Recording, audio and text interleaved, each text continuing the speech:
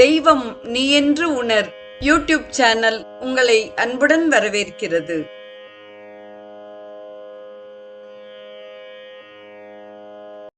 வாழிய செந்தமிழ்.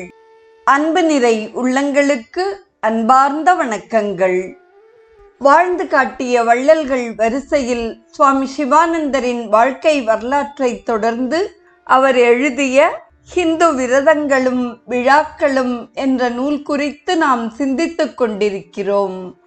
இன்றைய நிகழ்வில் நவராத்திரி கொண்டாட்டத்தின் 2ஆம் பகுதியை நாம் சிந்திக்க இருக்கிறோம். உண்மையாக சொல்லப்போனால் அறிந்தோ அறியாமலோ இந்த பிரபஞ்சத்தில் உள்ள அனைத்து உயிர்களும் சக்தி உபாசகர்களே. ஏனெனில் ஏதாவது ஒரு விதத்தில் ஆற்றலை பெறுவதற்கு விரும்பாதவர்கள் ஒருவரும் இல்லை அல்லவா? விஞ்ஞானிகளும் இயற்பியல் வல்லுநர்களும் அனைத்துக்கும் அடிப்படை தூய அழிக்க முடியாத சக்தியே என இப்பொழுது நிரூபித்து உள்ளனர். ஒவ்வொரு வடிவத்திலும் இயங்கும் தெய்வீக சக்தியின் ஒரு வடிவமே இந்த சக்தி. ஒரு குழந்தை தந்தையை காட்டிலும் தனது தாயிடம் அதிக அன்புடன் பழகுகிறது. ஏனெனில் தாய் அன்புடனும் பாசத்துடனும் பரிவுடனும் அதனுடன் பழகி அதனது ஒவ்வொரு தேவையையும் பூர்த்தி செய்கிறாள். ஆன்மீக உலகிலும் ஆன்மீக குழந்தையான சாதகன் அல்லது பக்தன் தந்தையாகிய சிவனை காட்டிலும் தாயாகிய சக்தியிடம் நெருங்கிய தொடர்பு கொண்டு விளங்குகிறான். எனவே சாதகன் முதலில் சக்தியை நெருங்குவது பொருத்தமானதே. பிறகு அன்னை பராசக்தி சாதகனின் தெளிவிற்காக தனது ஆன்மீக குழந்தையை தந்தைக்கு அறிமுகப்படுத்துகிறாள். அன்னையின் கருணைக்கு எல்லையே கிடையாது. அவளது பரிவு அளவு கடந்தது. அவளது அறிவு எல்லையற்றது. அவளது ஆற்றல் அளப்பரியது. அவளது புகழ் சொல்லொணாதது. அவளது கீர்த்தி அளவிடற்கு அரியது. சுபிக்ஷத்தையும் ஆன்மீக சுதந்திரத்தையும் அவள் உங்களுக்கு நல்குகிறாள். அவளை திறந்த மனதுடன் அணுகுங்கள். பணிவுடனும் ஒளிவு மறைவு இன்றியும் அவளை சரணடையுங்கள். ஒரு குழந்தையைப் போல எளிமையுடன் இருங்கள். ஆணவம், சூழ்ச்சி, சுயநலம் மற்றும் வஞ்சகத்தன்மைகளை ஈவு இரக்கமின்றி இல்லாதது ஆக்குங்கள்.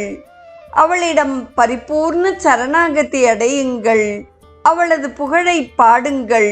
நம்பிக்கையுடனும் சலியாத பக்தியுடனும் அவளை வழிபடுங்கள். நவராத்திரி தினங்களில் விசேஷ பூஜை செய்யுங்கள். தீவிரமான ஆன்ம சாதனையில் ஈடுபடுவதற்கு நவராத்திரி ஏற்ற தருணமாகும். அன்னை பராசக்திக்கு மிகவும் உகந்த 9 நாட்கள் இவை. அவளது வழிபாட்டில் மூழ்குங்கள். தினமும் இத்தனை மணி நேரம், இத்தனை தடவைகள் என்று அவளது நாம ஜபத்திற்கும் பாராயணத்திற்கும் ஒதுக்கி தீவிர வழிபாட்டில் ஈடுபடுங்கள். பண்டாசுரன் மற்றும் அவனது படைகளுடன் தேவி 9 பகல் மற்றும் 9 இரவுகள் போரிட்டாள். இந்த பண்டாசுரனின் பிறப்பும் வாழ்வும் வியக்கத்தக்கதாகும். சிவபெருமான் மன்மதனை தனது 3வது கண்ணினால் எரித்த பொழுது அந்த சாம்பலில் இருந்து விநாயகப் பெருமான் ஓர் உருவத்தை சமைத்தார்.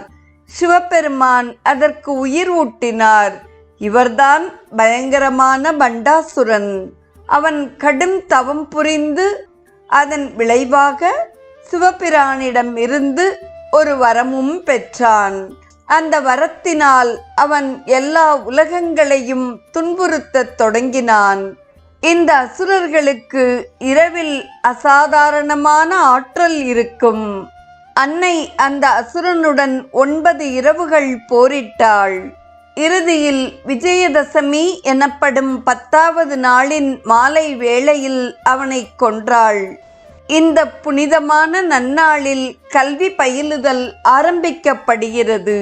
இந்த தினத்தில்தான் குருக்ஷேத்திர போர்க்களத்தில் கௌரவர்களுக்கு எதிராக போரை தொடங்கும் முன் அர்ஜுனன் தேவியை வழிபட்டான். ராவணனுடன் யுத்தம் புரிகையில் அந்த யுத்தத்தில் அவளது உதவியை வேண்டி ஸ்ரீராமர் துர்க்கையை வழிபட்டார். விஜயதசமிக்கு முந்தைய தினங்களில் இது நிகழ்ந்தது. அவர் போரிட்டு அன்னையின் அருளினால் வெற்றியடைந்தார். பண்டைய நாட்களில் விஜயதசமி அன்று அரசர்கள் பெரும் படையெடுப்புகளை மேற்கொண்டனர். அவ்விதம் படையெடுப்புகளை மேற்கொள்ளாதவர்கள் அடர்ந்த காடுகளில் வேட்டையாடச் சென்றனர். இன்றும் கூட ராஜபுதனத்தில் விஜயதசமி அன்று சில கோட்டைகள் மீது ஜனங்கள் வேடிக்கையாக படையெடுத்தலை ஏற்பாடு செய்கின்றனர். ஸ்ரீ ராமச்சந்திர மூர்த்தியின் வாழ்க்கையுடன் இந்த நாள் மிகவும் தொடர்பு கொண்டது.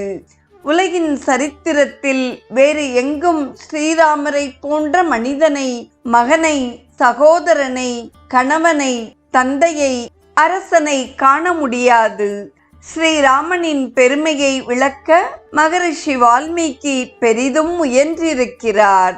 தசரா தினத்தன்று நம்மிடம் உள்ள பயங்கர அசுரனான ஆணவத்தை அழித்து நாம் எங்கு சென்றாலும் அன்பையும் அமைதியையும் பரப்ப உறுதியை மேற்கொண்டால் அதுதான் உண்மையான விழா கொண்டாட்டமாகும். நல்ல குணவான்களாக மாற நாம் அனைவரும் செயல்படுவோம் ஆக. பாரெங்கும் ஸ்ரீராமனின் சரித்தம் புகழ்பெற்று விளங்குகிறது.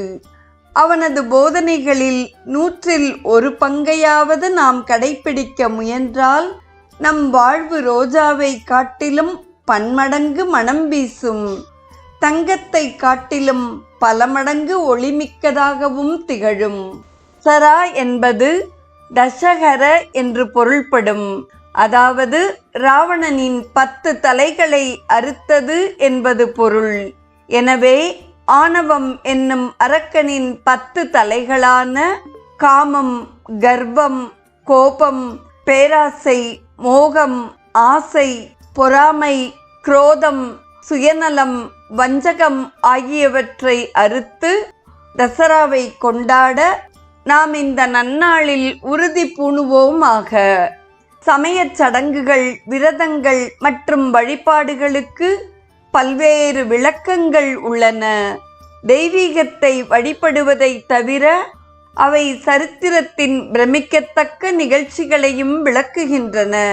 ஆன்மீக நோக்கில் பல அற்புதங்களை தெரிவிக்கின்றன. இறை உணர்விற்கான தனி மனிதனின் வழிகாட்டிகளாகவும் திகழ்கின்றன. வெளிப்படையாக பார்த்தால் தேவியின் 9 நாள் வழிபாடு வெற்றியை கொண்டாடுவதே ஆகும். பயங்கரமான மகிஷாசுரன் மற்றும் அவனது குழுவை சார்ந்த அரக்கர்களை தேவி வெற்றி கொண்டதை குறிப்பதுவே இந்த 9 நாள் விழாவாகும். ஆனால் ஆன்மீக சாதகனுக்கு இந்த 9 நாட்களை 3 நாட்களாக பிரித்திருப்பது தேவியின் பல்வேறு தெய்வீக அம்சங்களை வழிபடுவதற்கான நடைமுறை உண்மையை வெளிப்படுத்துவதாக அமைகிறது. பரந்த அளவில் அது மனிதன் கடவுளாவதையும் ஜீவன் சிவனாவதையும் குறிக்கிறது. தனித்த முறையில் அவனது ஆன்மீக வழிமுறையை அது சுட்டி காண்பிக்கிறது. எனவே நவராத்திரியின் ஆன்மீக உட்பொருளை நாம் விரிவாக நாளை சிந்திப்போம்.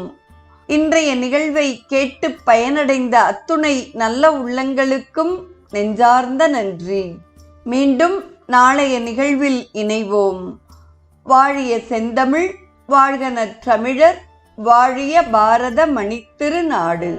தெய்வம் நீ என்று உணர் யூடியூப் சேனலை கேட்டு மகிழ்ந்த நீங்கள் உங்கள் நட்பு வட்டத்திற்கும் பகிர்ந்து தொடர்ந்து உங்களது நல்ல ஆதரவினை சப்ஸ்கிரைப் செய்து வழங்குமாறு அன்புடன் வேண்டுவது உங்கள் அன்பின் விசாலம்.